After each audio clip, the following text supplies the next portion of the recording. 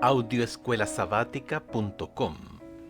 Lección número 7, para el 18 de febrero de 2023. A uno de estos, mis hermanos pequeños, sábado 11 de febrero. Para memorizar. Entonces el rey dirá a los de su derecha: vengan benditos de mi Padre, hereden el reino preparado para ustedes desde la fundación del mundo. Mateo capítulo 25, versículo 34. La Biblia habla a menudo de los extranjeros, a veces llamados forasteros, los huérfanos y las viudas. Este grupo puede ser de aquellos a quienes Jesús se refirió como uno de estos mis hermanos pequeños. Mateo capítulo 25, verso 40. ¿Cómo podemos identificar a estas personas hoy? Los extranjeros de los tiempos bíblicos eran personas que tenían que dejar su tierra natal, quizás a causa de la guerra o el hambre. El equivalente en nuestros días podría ser los millones de refugiados devenidos en indigentes debido a circunstancias en las que no eligieron estar. Los huérfanos son niños que han perdido a sus padres por guerras, accidentes o enfermedades. Este grupo también podría incluir a aquellos cuyos padres están en prisión o ausentes. Qué amplio campo de servicios se expone aquí. Las viudas son las que han perdido a sus cónyuges por la misma causa que los huérfanos. Muchas son cabeza de familia monoparental y las beneficiaría enormemente la ayuda que la Iglesia pueda brindarles. Como veremos esta semana, ayudar a los pobres no es solo una opción, es seguir el ejemplo de Jesús y obedecer sus mandatos.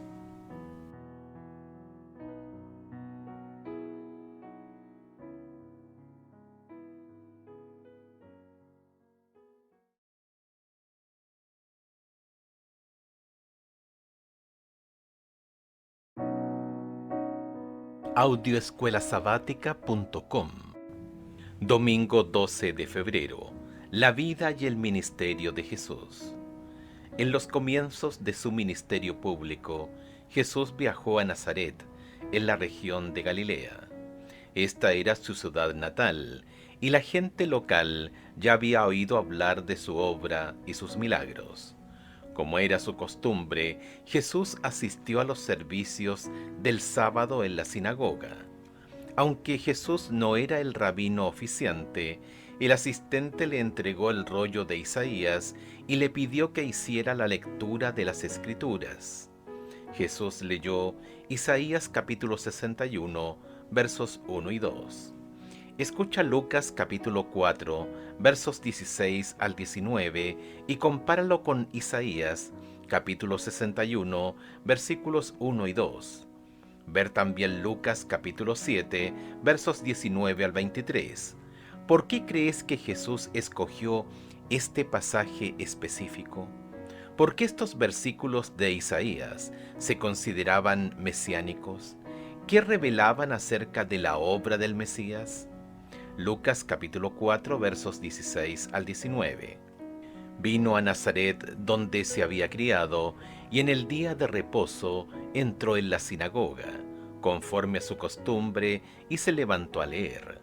Y se le dio el libro del profeta Isaías, y habiendo abierto el libro, halló el lugar donde estaba escrito: El Espíritu del Señor está sobre mí, por cuanto me ha ungido para dar buenas nuevas a los pobres. Me ha enviado a sanar a los quebrantados de corazón, a pregonar libertad a los cautivos y vista a los ciegos, a poner en libertad a los oprimidos, a predicar el año agradable del Señor. Isaías capítulo 61, versos 1 y 2. El Espíritu de Jehová el Señor está sobre mí, porque me ungió Jehová. Me ha enviado a predicar buenas nuevas a los abatidos, a vendar a los quebrantados de corazón, a publicar libertad a los cautivos y a los presos apertura de la cárcel, a proclamar el año de la buena voluntad de Jehová y el día de venganza del Dios nuestro, a consolar a todos los enlutados. Lucas capítulo 7 versos 19 al 23. Y los envió a Jesús para preguntarle: ¿Eres tú el que había de venir, o esperamos a otro? Cuando pues los hombres vinieron a él, dijeron: Juan el Bautista nos ha enviado a ti para preguntarte: ¿eres tú el que había de venir, o esperaremos a otro? En esa misma hora sanó a muchos de enfermedades y plagas y de espíritus malos, y a muchos ciegos les dio la vista. Y respondiendo Jesús les dijo: Id, haced saber a Juan lo que habéis visto y oído. Los ciegos ven, los cojos andan, los leprosos son limpiados, los sordos oyen, los muertos son resucitados, y a los pobres es anunciado el Evangelio. Y bienaventurado es aquel que no halle tropiezo en mí. Como los dirigentes religiosos aparentemente habían pasado por alto las profecías que hablaban de un Mesías sufriente, y habían aplicado mal las que apuntaban a la gloria de su segunda venida, lo que debería servirnos como recordatorio de la importancia de entender realmente la profecía. La mayoría de la gente creía en la falsa idea de que la misión del Mesías era librar a Israel de sus conquistadores y opresores, los romanos. Pensar que la declaración de misión del Mesías provenía de Isaías capítulo 61 versículos 1 y 2 debió de haber sido un verdadero shock. Los pobres generalmente eran menospreciados por funcionarios inescrupulosos, como los recaudadores de impuestos, los comerciantes e incluso sus propios vecinos. Comúnmente se pensaba que la pobreza era una maldición de Dios y que ellos mismos tenían la culpa de su infortunio. Con esta mentalidad eran pocos los que se preocupaban por los pobres y su situación miserable. Sin embargo, el amor de Jesús por los pobres fue una de las mayores evidencias de su mesianismo, como lo demuestra la forma en que Jesús respondió la pregunta de Juan el Bautista acerca de si era el Mesías. Ver Mateo capítulo 11 versos 1 al 6. Como los discípulos del Salvador, Juan el Bautista no comprendía la naturaleza del reino de Cristo. Esperaba que Jesús ocupara el trono de David, y como pasaba el tiempo y el Salvador no asumía la autoridad real, Juan estaba perplejo y perturbado. Deseado de todas las gentes, página 186. La religión pura y sin mancha ante Dios el Padre es esta: visitar a los huérfanos y a las viudas en sus tribulaciones y guardarse sin mancha de este mundo. Santiago capítulo 1 verso 27. ¿Cómo debería ayudarnos este versículo a establecer nuestras prioridades religiosas?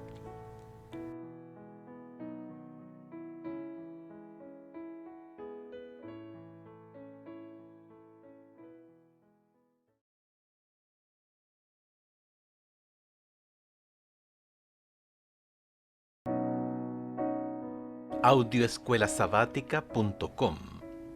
Lunes 13 de febrero.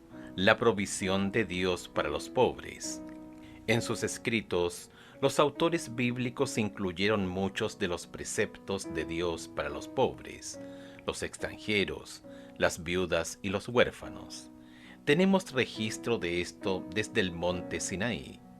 6 años sembrarás tu tierra, y allegarás tu cosecha, pero el 7º año la dejarás libre para que coman los pobres de tu pueblo, y de lo que quede comerán las bestias del campo. Así harás con tu viña y tu olivar. Éxodo capítulo 23 versos 10 y 11. Escucha Levítico capítulo 23 verso 22 y Deuteronomio capítulo 15 verso 11. Aunque el contexto de nuestra vida hoy sea muy diferente, ¿qué principios deberíamos extraer de estos versículos? Levítico capítulo 23 verso 22. Cuando segareis la mies de vuestra tierra, no segaréis hasta el último rincón de ella, ni espigarás tu siega. Para el pobre y para el extranjero la dejarás, yo Jehová tu Dios. Deuteronomio capítulo 15, verso 11. Porque no faltarán menesterosos en medio de la tierra, por eso yo te mando diciendo, abrirás tu mano a tu hermano, al pobre y al menesteroso en tu tierra. Generalmente se entiende que hermano aquí se refiere a pares israelitas o a compañeros de creencia. También pensamos en ellos como los pobres dignos o estos mis hermanos pequeños. Los salmos dan instrucciones sobre cómo debemos tratar a los necesitados. Defiendan al débil y al huérfano, hagan justicia al afligido y al menesteroso. Libren al afligido y al necesitado, líbrenlo de manos de los impíos. Salmos 82, 3 y 4.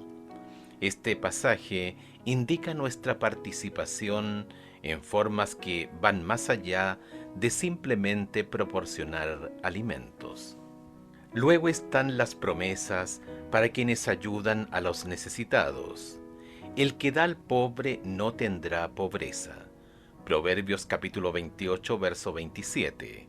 El rey que juzga con verdad a los pobres afirma su trono para siempre. Proverbios capítulo 29, verso 14. Y el rey David señaló, dichoso el que se preocupa del pobre, el Señor lo librará en el día malo. Salmos 41:1. Esto entonces siempre había sido una prioridad en el antiguo Israel, aunque a veces se había perdido de vista. En cambio, incluso en tiempos más modernos, especialmente en Inglaterra, bajo el impacto de lo que se conoce como darwinismo social, muchos piensan que no solo no hay un imperativo moral para ayudar a los pobres, de hecho estaría mal hacerlo. Al contrario, siguiendo las fuerzas de la naturaleza en la que los fuertes sobreviven a expensas de los débiles, los darwinistas sociales creen que sería perjudicial para la sociedad ayudar a los pobres, a los enfermos, a los indigentes, porque si se multiplican, solo debilitarían el tejido social de la nación en su conjunto. Aunque suene cruel, este pensamiento es el resultado lógico de la creencia en la evolución y la falsa narración de esta proclama. El Evangelio, la idea de que Cristo murió por todos, ¿cómo debería afectar la forma en que tratamos a los demás, independientemente de quienes sean?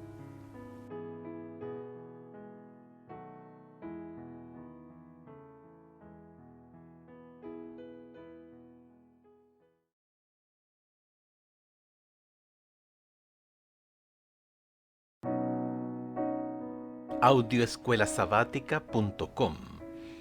Martes 14 de febrero. El joven rico. No sabemos mucho sobre el joven rico, aparte de que era joven y rico, y también que tenía interés en las cosas espirituales. Tenía tanta energía que acudió corriendo a Jesús. Marcos capítulo 10, verso 17. Estaba entusiasmado por aprender acerca de la vida eterna. Esta historia es tan importante que se registra en los 3 evangelios sinópticos: Mateo capítulo 19 versos 16 al 22, Marcos capítulo 10 versos 17 al 22 y Lucas capítulo 18 versos 18 al 23. Escucha Mateo capítulo 19 versos 16 al 22. ¿Qué tenía en mente Jesús cuando le dijo: si quieres ser perfecto, anda, vende lo que tienes, dalo a los pobres, y tendrás tesoro en el cielo, y ven, sígueme? Mateo capítulo 19, verso 21. Escuchemos Mateo capítulo 19, versos 16 al 22. Entonces vino uno y le dijo: Maestro bueno, ¿qué bien haré para tener la vida eterna? Él le dijo: ¿por qué me llamas bueno? Ninguno hay bueno sino uno, Dios. Mas si quieres entrar en la vida, guarda los mandamientos. Le dijo, ¿cuáles? Y Jesús dijo, no matarás, no adulterarás, no hurtarás, no dirás falso testimonio, honra a tu padre y a tu madre, y amarás a tu prójimo como a ti mismo. El joven le dijo, todo esto lo he guardado desde mi juventud. ¿Qué más me falta? Jesús le dijo, si quieres ser perfecto, anda, vende lo que tienes y dalo a los pobres, y tendrás tesoro en el cielo, y ven y sígueme. Oyendo el joven esta palabra, se fue triste, porque tenía muchas posesiones. A la mayoría de nosotros, Jesús no nos pide que vendamos todo lo que tenemos y demos el dinero a los pobres.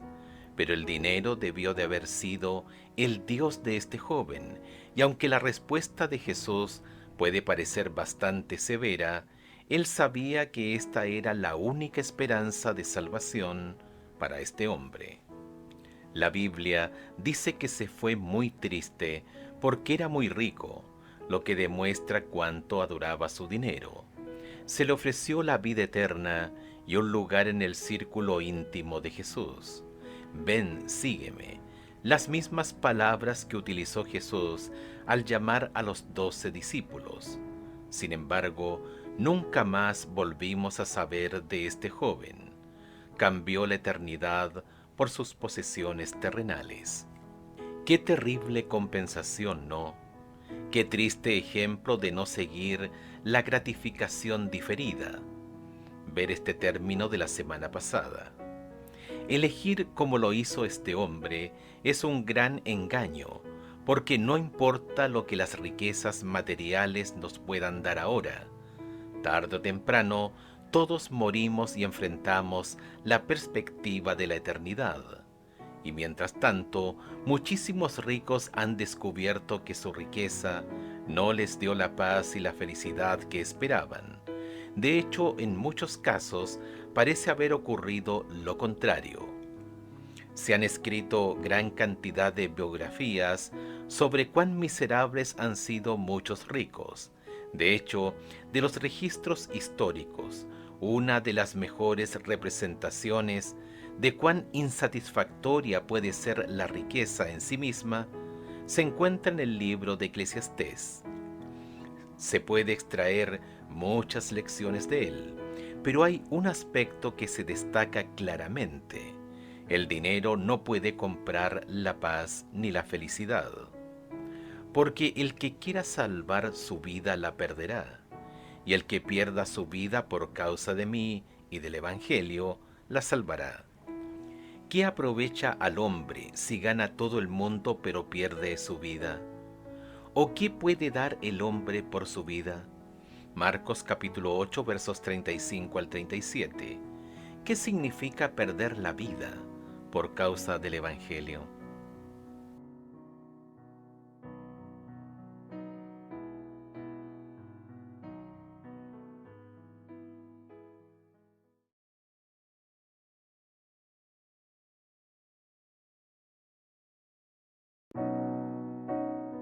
Audioescuelasabática.com. Miércoles 15 de febrero. Zaqueo. Zaqueo era un judío rico que había hecho su fortuna trabajando como recaudador de impuestos para los odiados romanos.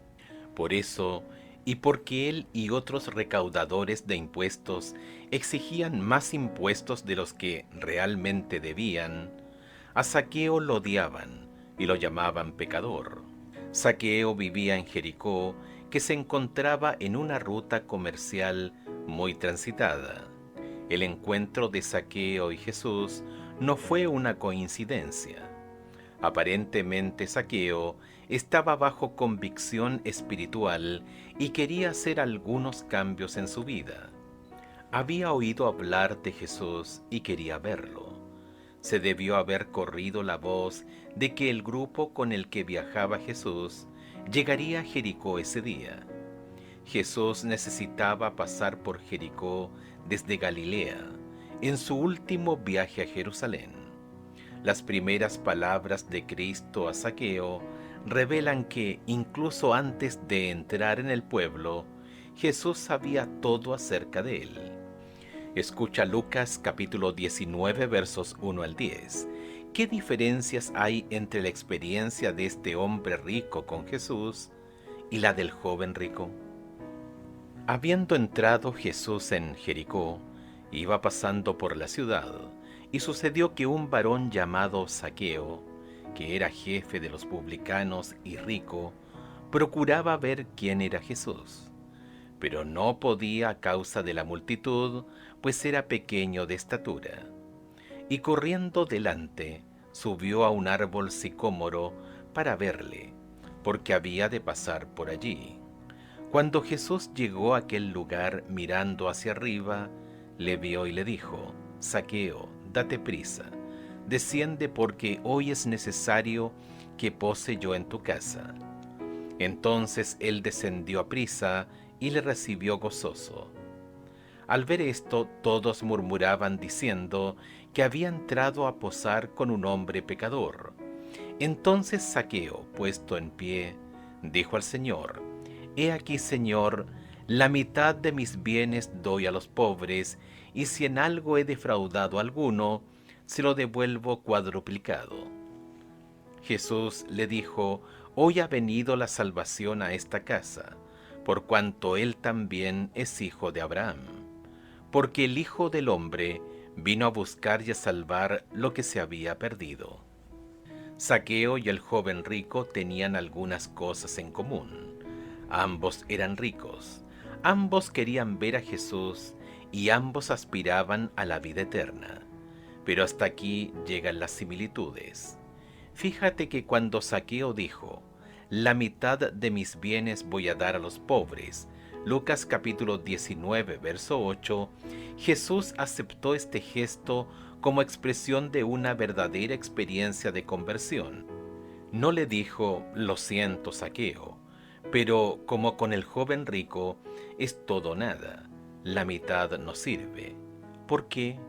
Probablemente porque, aunque a Zaqueo sin duda le gustaba su riqueza, para él no era el Dios que sí era para el joven rico. De hecho, aunque no sabemos qué le dijo especialmente Jesús, Zaqueo es el primero que habla de dar dinero a los pobres. En contraste, Jesús tuvo que indicar al joven rico específicamente que renunciara a todo. De lo contrario, esta dependencia lo habría destruido. Aunque Zaqueo, como cualquier persona rica, necesitaba tener cuidado con los peligros de la riqueza, parecía haberla controlado mejor que el joven rico. Cuando el joven y rico príncipe se hubo alejado de Jesús, los discípulos se habían maravillado de las palabras de su maestro. Cuán difícil es entrar en el reino de Dios a los que confían en las riquezas. Ellos habían exclamado el uno al otro: ¿quién pues podrá ser salvo? Ahora tenían una demostración de la veracidad de las palabras de Cristo. Lo que es imposible para los hombres es posible para Dios. Marcos capítulo 10, verso 24 y 26, Lucas capítulo 18, verso 27. Vieron cómo por la gracia de Dios un rico podía entrar en el reino. Deseado de todas las gentes, página 508.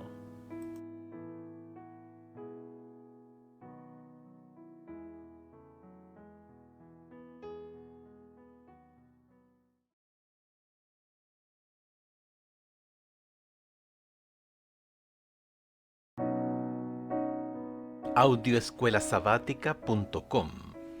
Jueves 16 de febrero. ¿Has visto a mi siervo Job? Escucha Job capítulo 1, verso 8. ¿Cómo describe Dios mismo a Job? Y Jehová dijo a Satanás: ¿no has considerado a mi siervo Job, que no hay otro como él en la tierra, varón perfecto y recto, temeroso de Dios y apartado del mal?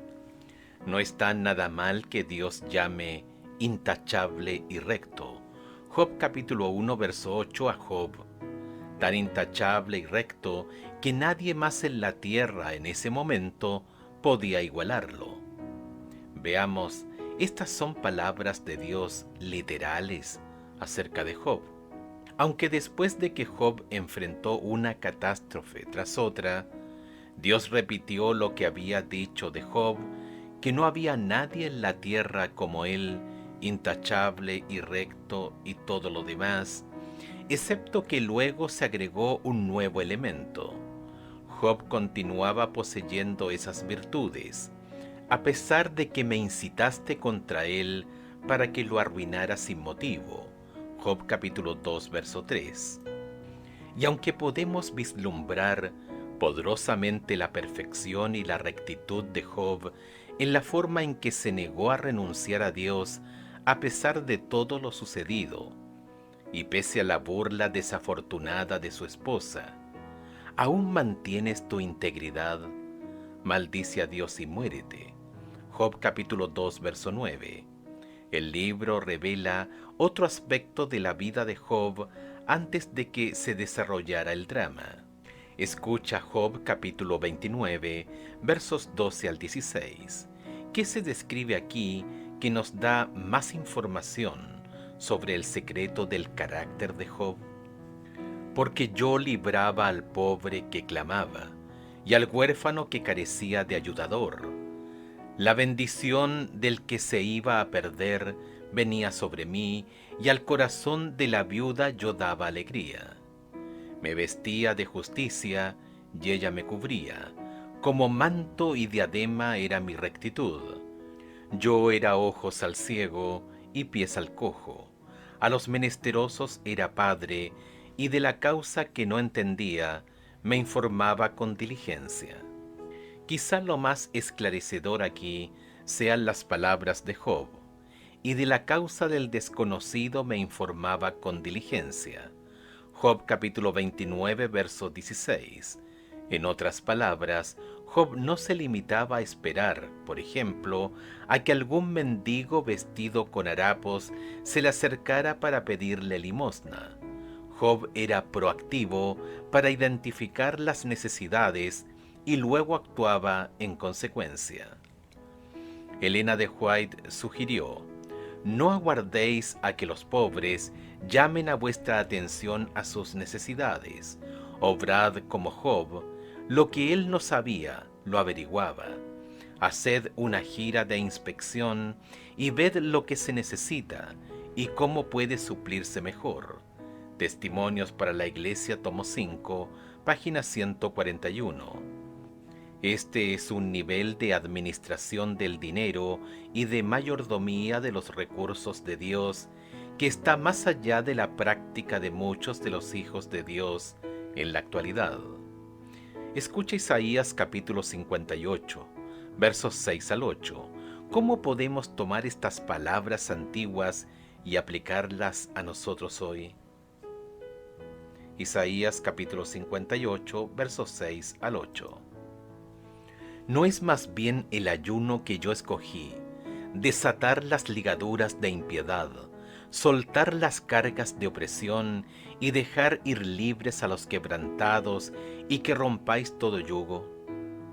¿No es que partas tu pan con el hambriento y a los pobres errantes albergues en casa, que cuando veas al desnudo lo cubras y no te escondas de tu hermano? Entonces nacerá tu luz como el alba, y tu salvación se dejará ver pronto, e irá tu justicia delante de ti, y la gloria de Jehová será tu retaguardia.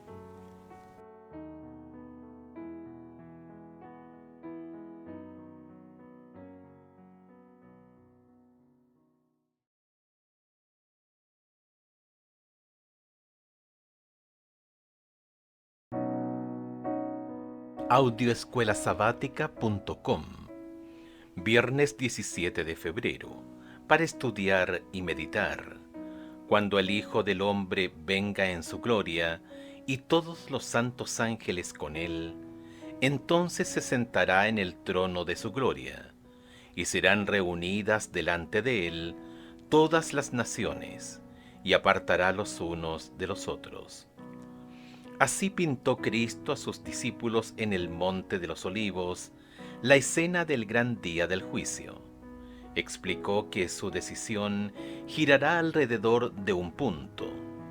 Cuando las naciones estén reunidas delante de él, habrá tan solo dos clases, y su destino eterno quedará determinado por lo que hayan hecho o dejado de hacer por él en la persona de los pobres y los sufrientes. Deseado de todas las gentes, página 592. Al abrir la puerta a los necesitados y dolientes, hijos de Cristo, están dando la bienvenida a ángeles invisibles. Invitan la compañía de los seres celestiales. Ellos traen una sagrada atmósfera de gozo y paz. Vienen con alabanzas en sus labios y una nota de respuesta se oye en el cielo. Cada hecho de misericordia produce música allí. Desde su trono el Padre cuenta entre sus más preciosos tesoros a los que trabajan abnegadamente. Deseado de todas las gentes, página 594. Preguntas para dialogar 1. ¿Por qué no faltarán pobres en la tierra? Deuteronomio capítulo 15, verso 11. Además del hecho de que esta predicción lamentablemente se ha cumplido, aunque tenga miles de años, ¿cómo debemos entenderla hoy?